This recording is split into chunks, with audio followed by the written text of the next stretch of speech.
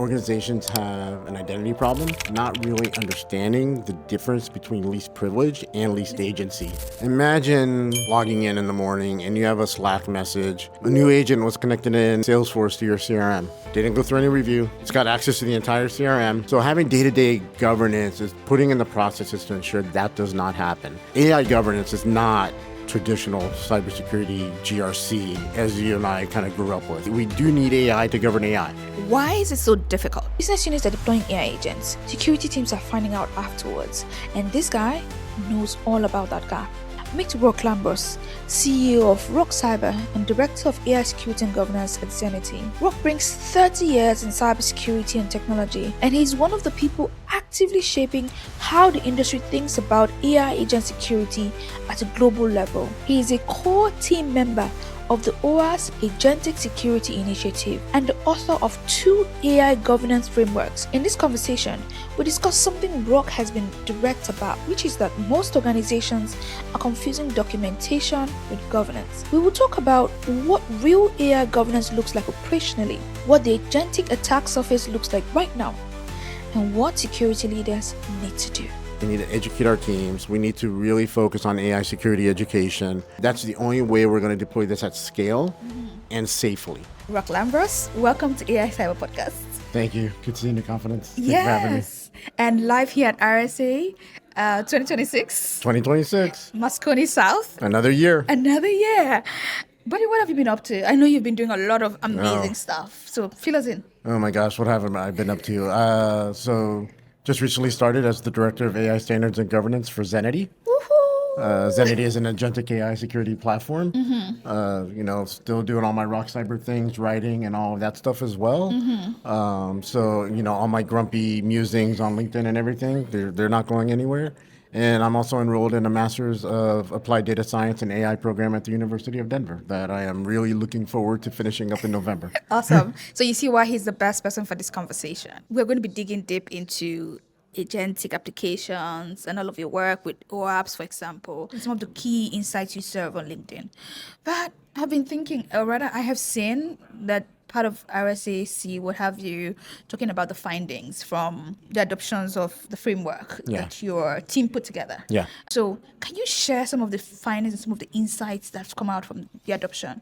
What has it been like? Yeah, so we have actually the OWASP AI Summit on Wednesday, and we had an adoption challenge where companies submitted essentially how are they applying the Agentic Top 10 in their organizations. And 2 companies won, Postman and Intuit. So they're going to be presenting their findings and how they've applied the Agentic Top 10. But I think across the board, what I'm seeing is organizations have an identity problem with agents, particularly even before the identity problem, an inventory problem with agents, and then not really understanding the difference between least privilege and least agency. Oh, least agency. People basically understand least access. Exactly. But not least agency. Right, and the difference is least privilege is the things that all of our traditional identity and access management solutions are built for today, right? Can you do X, right? Can you access this system? Can you, does your role allow you to delete a record in the database? Whereas agency is what can an agent decide to do on the fly, right? Can it send this email with this data at this time to this person given the current organizational context? Can it change its code on the fly to accomplish its task, right? Right, and if it does, which we're seeing a lot of. Which we're seeing. I mean, OpenClaw was built for that, right? Exactly. And also never built to be put in an enterprise, but here we are, right? We're seeing it. And that's what organizations are really having a hard time wrapping their arms around because the traditional solutions out there don't cover that. Okay, why is it so difficult for organizations to secure agents? You've mentioned around the identity problem and the challenge with understanding the difference between least privilege and least agency. Yeah. I want you to double down on why agents particularly are so tough to secure. You've also mentioned, some consumer style agent frameworks that have become part of what enterprises are beginning to use now. So you want to double down on that? Yeah, exactly. So because it's not binary, right? Right. Whereas access control, it's kind of easy to say it's on or off. Yes. Right. Whereas least agency, could be this broad range of decision-making ability given a particular context, right? So the agents have to be contextually aware all the time, right? And continuously, which is a different problem to have, right? Because, now we start talking about, oh, well, Claude gives us all a million token context windows, right? The context windows are big now. OpenAI, some of the models go up to 2 million contexts, right? But then there's a phenomenon called context rot, right? And there's plenty of studies that show after about 100,000 tokens or so, each additional token provides less fidelity, right? So think about it. Like, I'm bald. I have a gray beard. As I get older, right? The things that I can recall quickly in my brain, it becomes less. Like recall just becomes harder. And same thing with like just stuffing more information into a context window for an agent isn't necessarily better, right? So providing that context engineering around it and developers actually understanding it and developers actually understanding what is it, ASI 02 and 03 from the Agentic Top 10 being around tool misuse and identity and building that into the agent is where we're seeing the gaps. And that's why it's so difficult. So I'm going to veer a bit from the way I wanted to ask the next question and just basically ask how evangelism is currently being done outside of a bubble of cybersecurity around that, because we really need the engineers also to be able to understand the unique context and issues around securing agents. Yeah. And I want to say big ups to every team out there trying to secure this plane being built in the air, literally. You guys rock. You ladies rock. It's hard work, given all of the very fast-paced shipping we're seeing in the space over Right. agentic applications. So I want you to just talk more around that. How are we doing that cross-pollination across adjacent industries or adjacent sectors? So with a developer audience, with Yes. with an executive audience, Yes, with both audiences. okay, so Because I like think they're the with a developer audience, it's getting them to understand that agents are not LLMs. Now, there's generative AI underneath it, LLM technology underneath it, but LLMs are a component of an application. And once you move from the LLM being a component of the application to running an agent that can actually take action and approve invoices, making financial decisions, right, or pulling healthcare records out of a RAG database that may inadvertently pull in sensitive information or another patient's records Yes. based on how retrieval augmented generation works, Yes. that type of things. That's a different mental model to have and a different threat model to have. And that's what the Agentic Top 10, the OWASP Agentic Top 10 was built to do, is to provide not a checklist, but almost like a mental model for your threat modeling capabilities. And there are other unique issues such as permission chaining across agents, right? Agent C performing something on behalf of agent B, performing something on behalf of agent A, right? And how do those flow down? And, giving agents the privileges that you would give the human owner of the agent is usually way, way, way too permissive, right? So it's just like, with developers, it's actually an easier conversation to have, right? Because they kind of understand the technical bits of it. bits and boundaries behind nuances. it and the nuances behind it. Now, with regards to the executive side of the house, right, you always focus on business outcomes. So, yes, we want the business to absolutely, like, they're going to deploy agents, right? We have Copilot Foundations and Agent 365 and Agent Force on Salesforce, right? And all these, citizen development enabling mechanisms for people to deploy their own agents. And that's coming down the pipe very, very hard. But, with regards to, all right, what can they develop before it requires like a full-on governance review and intake? Because think of a situation where, you have a financial agent approving financial payouts and invoices, and it somehow makes a decision that even though it's grant of authority, maybe, if it's $10,000, right, it requires these checks, but then it bypasses the checks for $1 million payout. Because right? it needs to get its work done, and it prioritizes getting its work done. And it prioritizes getting its work done above everything else. And there are plenty of studies. Just Google LLMs or agents bypassing guardrails to accomplish goals. Right? There are plenty of studies to where the LLM underneath the agent, that is its number one priority. Being right is secondary, right? Being correct is secondary. It's got to accomplish its task. Whoa. Yeah. I wanted you to give us those two case studies you mentioned, maybe a bit into what we'll be seeing them present tomorrow. What was Intuit and Postman able to do with the agentic top 10 from OWASP?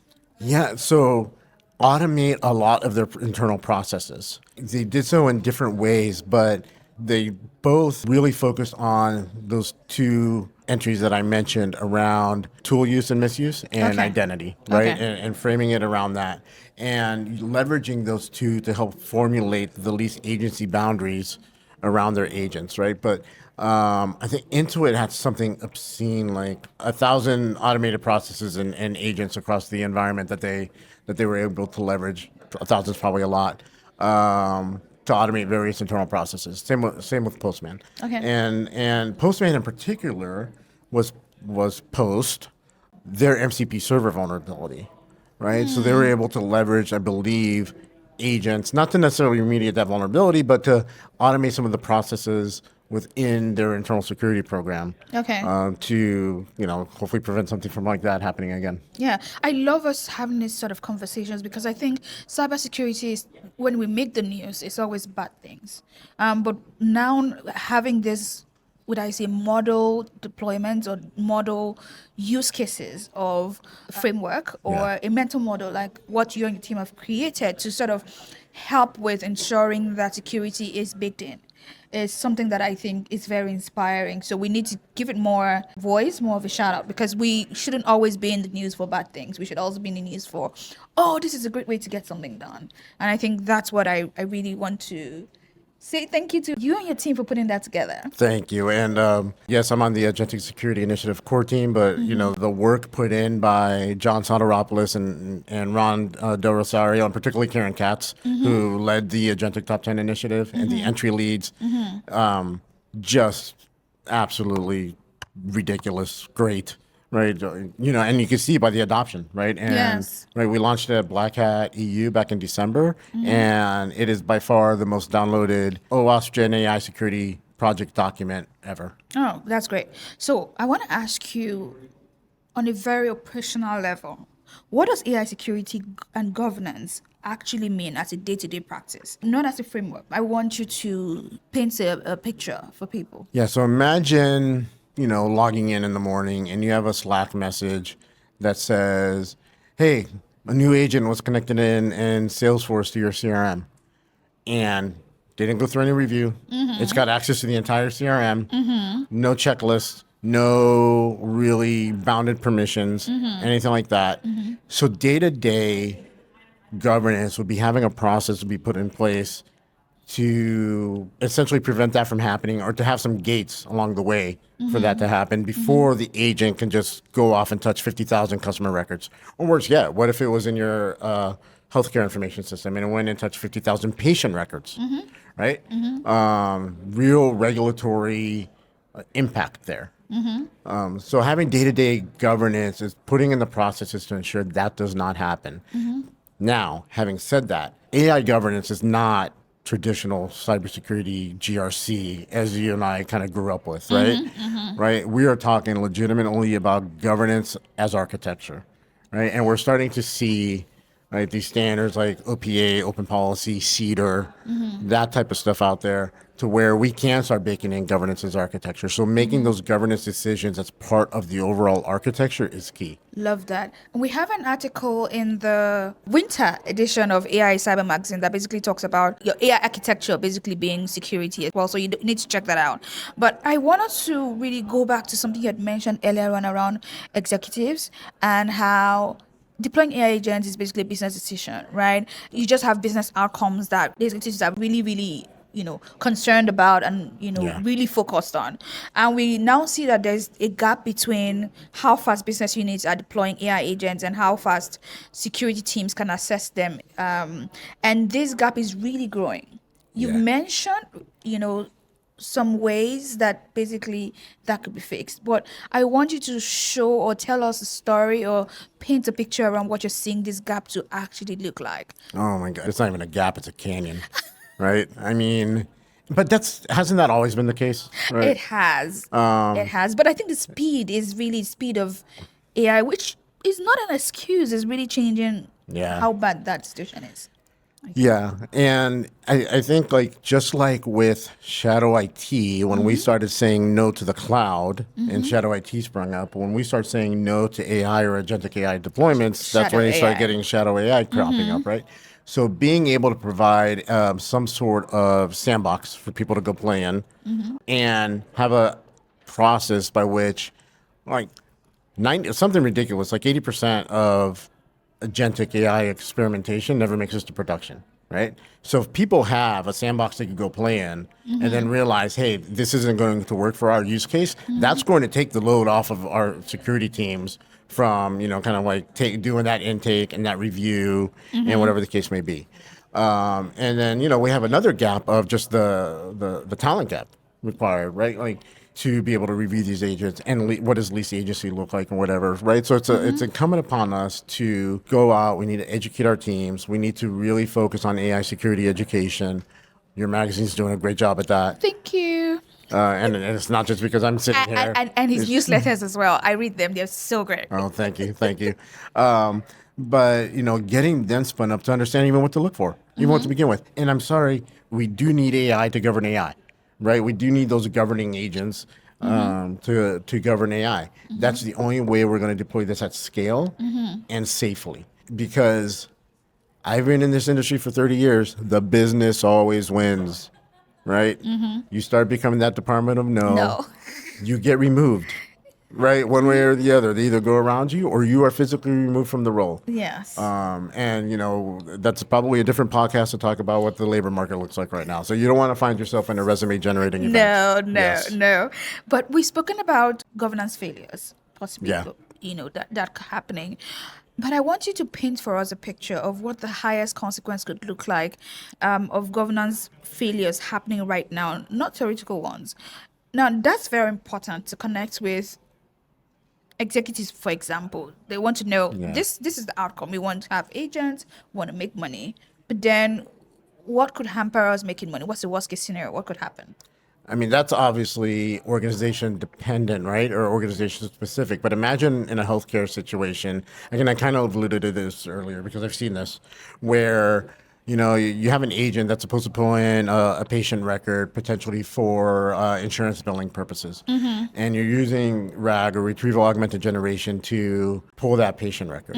So typically the way at a very high level, kind of your RAG calls are configured is you're calling chunk sizes, right, in the RAG with an overlap. And so sometimes there is the possibility that additional patient information gets pulled in as part of that information chunk. And then that gets sent to a third-party biller, whatever the case may be. That's a HIPAA violation, right? That nobody is catching right now, right? Nobody has the visibility in place right now. Nobody's catching right now. It certainly isn't being reported on. And we can have this conversation all day long around the technically and financially feasible kind of loopholes in all the regulations, right? Whether it be HIPAA or GDPR, or right, any of the privacy regs, or whatever the case may be. But those are the types of like governance failures I think that are happening real world, real time right now. Yeah. So I'll go back again so we can double down on this because it's so important. We touched on it earlier, but I want us to talk more. We see that agentic AI is taking actions in the real world, which you've just given us an example of. And traditional security governance was designed more around data access and system compromise. I want you to tell us where does it break when applied to agents? Agents that can maybe send emails, can execute code, can modify its code, for example, like you mentioned, can initiate transactions. Where does it break? I mean, I think we saw it with the Replit situation, right, where the CEO was vibe coding and specifically instructing the agent to not touch production, and yet it still blew away the production database because going back to that, the agent will complete its task. Yes. Right, and AI is not by far not perfect, and we can start talking about how the transformer model is actually architected and getting really technical into softmax and where that non-determinism comes in. But that's the root cause of all of it, is that non-determinism, right? So the same input is not going to equate to the same output every single time. There is a likelihood that the output will drift. And that's where fundamentally everything breaks and everything becomes more difficult. Yeah. But if you were to look at an organization that's actually already deployed AI agents and you want to describe to them what the minimum viable governance control for that organization would look like we have a minimum viable product. Yeah. What would that be if they've already deployed agents? Not vastly different from our traditional cybersecurity programs, right? Okay. Have an inventory of your agents, First thing. right? First thing. Then understand what your agents has access to and can do. Not what you think they have access to and can do, what they actually have access to and they can do, How do you find that out? right? There's tooling, but even if you don't go out and get specialized tooling, then it's, try and leverage your existing APIs, your existing telemetry, your existing endpoint solutions, right? Whatever the case may be, to try and identify those traffic calls and everything like that may be going on, Okay. right? On top of like what your developer inventory would be and all that kind of stuff.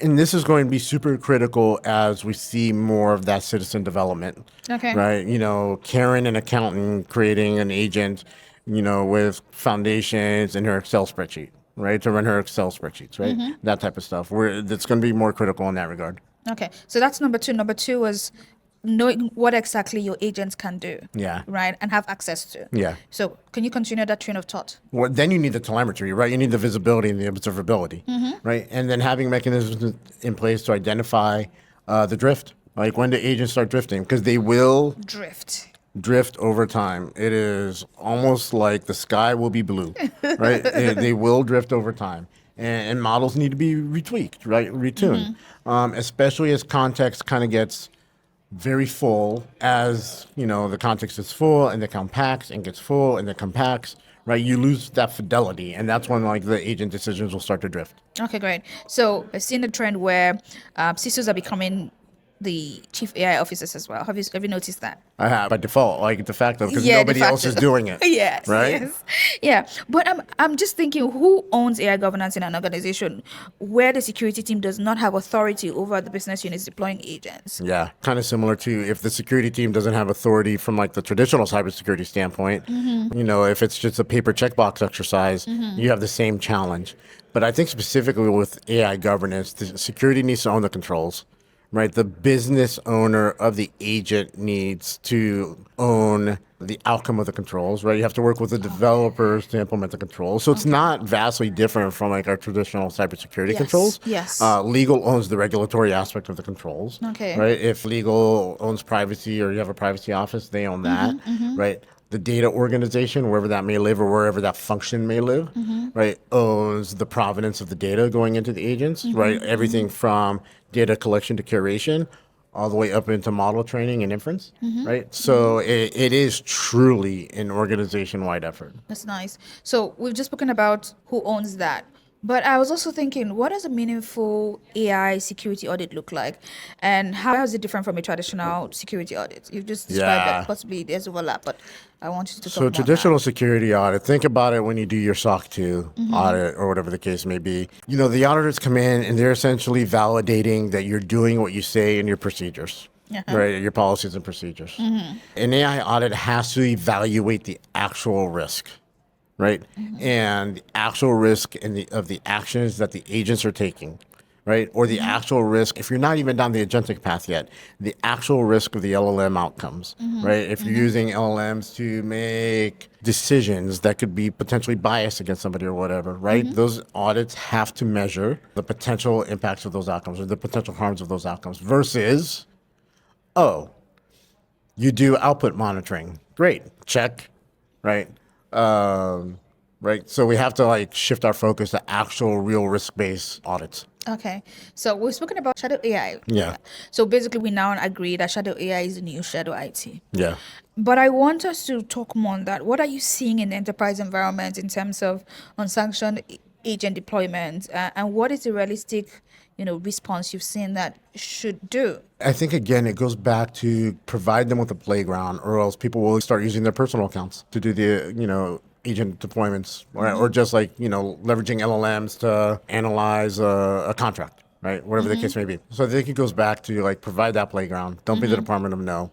Work with whoever is providing the AI infrastructure to provide that sandbox and to provide, go back to providing a big, crusty shell around that sandbox, right? Let them go play. If it's a regulatory impact or high risk, try and pull that access, but understand the business case, understand the use case, and provide pathways of pulling it back in under your umbrella. And again, it's, getting up from your desk, from your proverbial desk, even though a lot of us work from home now, and going and actually talking to the business and understanding what the use case is. Because we are going to absolutely see this through citizen development, 100%. Yes. And I want to maybe recap what you just said with an analogy. I think of AI agents as water. Or some people use some accents to say water. So I think of AI agents as water, right? Water will just find its way. And sometimes it could be destructive if you let it just find its way. Yes. If it rains heavily and it just has to find its way, it could find its way through buildings, could find its way through chirping the roads. But if you made some drainages for the water, it will go through those drainages and it will just be a very good, beautiful city at the end of the day when it rains. But if you don't, there may be a lot of havoc. There may be floodings on the streets. I mean, think of all the things that could go wrong. So I think of AI agents that same way. I am so stealing that analogy. You're going to have to pay me. Happily. That is fantastic. Okay, so I'm happy to share that, by the way. But I'm also thinking around what we've said earlier on around even SOC 2 being theater sometimes. And I find that some of our governance work can be theater. So where does AI governance become theater? What does a governance program look like that is well documented but not actually reducing risk? Because that's what we don't want. Well, I mean, it's kind of like our governance programs right now. When you have a bunch of paperwork and the policies look great and you've got no mechanism to actually enforce them, right? Same thing with AI governance, right? I've seen some beautiful, responsible AI policies and, agentic AI policies around this is what we will and won't do with the agents. And we have to have kind of like these parameters in the prompts and that kind of stuff. And I'm like, okay, cool. How often do you review these or what are the validation gates? Right, I just get crickets. Right, in the room, right? So anytime you got a paper process, that's a checkbox and no real mechanism to validate with consequences on the other side. And, those could be carrots, sticks, whatever the case may be. Then that's just theater. Oh, my God. Okay, so we've spoken about governance there. And I've just been thinking as well, with all of the updates that have been shipped, changes in models, how do we govern AI agents whose behaviors can change over time as the underlying model is basically updated by a third party? How do you even work with that? So you have to have the telemetry. You have to have the observability. Okay. And there is an open source standard out there called the Agent Observability Standard. Okay. It's currently resides on aos.owasp.org. Okay. It was co-created by, the co-founders of Zenity and many people throughout the community. And we are, let's just say, resurrecting it to be more of an agent control standard, right? So a control and steerability focused standard, open source to the community, leveraging the observability piece by providing, inputs into open telemetry, right? So reusing frameworks that organizations already have, but it's an open source control plane framework that people can reference to start gathering that telemetry and understanding what's going on within their agents and actually start steering and putting some real guardrails around the agents. That's beautiful. So I know that historically, CISOs have had some sort of accountability for security outcomes. Yeah. But when an AI agent causes harm, who is accountable, and how should organizations structure that accountability right now with all of what we're seeing in changes? I mean, I could tell you what I think, and I think reality is always The business context. the business context, right? So who should own it? It would be like the business owner, always, right? But from what we see, even from a traditional security perspective, is if it's a security failure or even not a failure, even if, let's say, perfect risk management process, you have an information security steering committee that went through all your risks in your risk register and made a decision of like, you know what, we are going to invest money in risks 1 through 10 on the register, and we are going to defer, risks 11, 12, and 13 and transfer 14, 15, 16, right? And then you get bid on risk number 20, right? In a perfect world, you're like, we followed our process, right? We made a business decision, time to move on. But we have still seen CISOs be scapegoats in those scenarios. Yes. Right? Now, On the AI side, because it's so new and so kind of unpredictable, I haven't seen CISOs specifically be called out for agents gone badly yet. Okay. Yet. I mean, it may come, it may not come. Maybe we've learned our lesson. Okay. We'll see. I think ultimately it'll depend on impact, right? And I think there's still a decent separation between AI security and AI safety, although that kind of Venn diagram is becoming more and more a singular circle. And not many organizations have AI safety functions, and the CISO also is becoming the de facto AI safety function, right? Whereas really there are separate disciplines. Yeah. So we've spoken a lot about capabilities of AI agents, and we've spoken about even the talent issue with securing them. But what capability does a security team need to build internally before they can govern AI agents effectively? And which of those capabilities do not currently exist as commercial products? I think a lot of that, at least agency perspective, right? There are a lot of companies that are starting to think about baking that in. So there's a lot of observability right now around agent intent, but then actually what to do about it. Agent intent. Talk to me more about that. Yeah, so being able to trace the agent's chain of thought effectively, right? What the agent is thinking, why it's making the decision it's making at the time. And the various model providers provide different hooks into that at different stages, right? So I wish there was a standard. That's actually part of what the agent control standard is looking to solve. But we will need help from the model providers to do that, right? They're going to have to expose some hooks for us to be able to do that. And hopefully drive that through an open source ecosystem. Okay. And so that's the type of stuff that's not really commercially available right now. The talent that we need to start building in-house is, I mean, I'm working on some research right now around how context engineering is really equal to security engineering with regards to AI, right? And I don't know if that lives in the security teams or not. Very likely in the developer ecosystem, but then how do you validate it? Right? Very few security engineers right now, in our traditional sense of the term, are going to understand how to look at a prompt and understand that it's pulling in the right context at the right time, right? Because every token is an attack surface, Yes. right? Every single token is an attack surface, right? So those are the things that we need to be looking forward to. Do I have a solution for that? Do I have a solution for the training for that? Not yet. Stay tuned. Okay, fingers crossed. Yeah, stay tuned. I'm working on that. Okay. But I think those are the types of like the outlooks that we need to have, right? Is really understanding like, yes, there are so many of our foundational cybersecurity controls that apply to AI security, but then it's like plus, right? Now they have to be adapted to the uniqueness of AI. Okay. So we've established already that business units are most likely deploying AI agents with no security review. You've given us a solution, a suggestion on how to handle that. But most security teams also have no idea how many of those agents are running. In your opinion, are there some suggestions you can make or give? Because you've mentioned that that's the first thing. You need to know what you're securing. So Yeah. you need to know how many of those agents are running or what they have access to. That's the first thing. So what solution or what ideas or what tools can you surface for teams to use for that particular problem?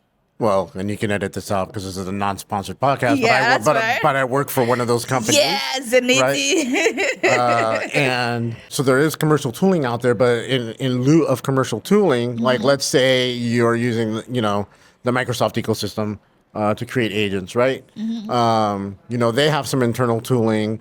Again, it's going to be a license cost. But then what happens once you get outside the Microsoft ecosystem, right? What happens once you get into a lot of the more SaaS ecosystems? And by far, I'm seeing more SaaS agentic deployments, right? Okay. Agentforce in Bedrock, right? Claude ADK, whatever the case may be. Then, hey, a bunch of developers leveraging LangChain and Crew AI and AutoGen and like coding agents. So use whatever native tooling those providers expose. Use your API monitoring. Use existing network calls. Use whatever, as you're building those agents, send logs, right? Treat them just like anything else. Make sure they have identities. Treat them like anything else. I don't know if identity is necessarily the long-term play, but right now, treat them as identities. Non-service accounts, do the best you can, right? If you're not going to go out and get a commercial solution, Yes. leverage the tools that you have. Yes. So as we wrap this up, I want to know, in your opinion, what does secure agent adoption look like? Someone says, "Oh, we've adopted AI agents securely in enterprise." What would that look like today? All right, I'm going to say, show me your threat model. Okay, Oh, you haven't done a threat model? you're joking. Then it's not a secure adoption, right? Okay. Right, because you're always going to accept some sort of risk, right? But you can't really, in good faith, accept that risk without understanding what the threat model looks like, right? And I love the OWASP Agentic Top 10 for applications as that mental model for that threat model, not just a checklist, but you know the different paths to go down through your threat model. Maestro is another great by CSA, Cloud Security Alliance, another great resource of a threat modeling tool. Right, so that's really what it is. Are you threat modeling your agents? Do you truly understand the exposure they bring, the potential financial or regulatory implications of the decisions and actions that they take, right? Truly the least agency around them, right? That sort of thing. Okay, so to really close this out, I want to ask you one question that is going to give us a peek into the future. If you had to name the single AI governance failure mode that most likely would produce a serious incident in the next 12 months, what will it be? I would bet it's around permission chaining. So, you know, agent C taking action on behalf of agent B, taking action on behalf of agent A, and that inheritance being way too permissive. So imagine agent C inheriting the permissions of agent A and agent B, right, holistically, as opposed to have it, you know, it being itself least privileged on a per action, least privileged and least agency on a per action basis. Okay. Right. I think it's going to be kind of like that permission and agency creep. Right. And that's another thing. We need to treat every action an agent takes as almost like an individual transaction. Like, can it make that decision? Does it have the access to make that decision on that action at that time? Okay. Right. Which could be computationally expensive, which is why we don't do it now.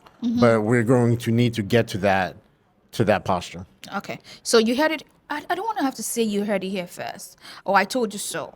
But maybe if that gets to happen, Rock Lambros actually said this to us 6 months before it happened, 8 months before it happened, 12 months before it happened. Thank you so much for coming on AI Cyber Podcast and for sharing so much of your knowledge so generously. Thank you, Confidence. I appreciate it. All right.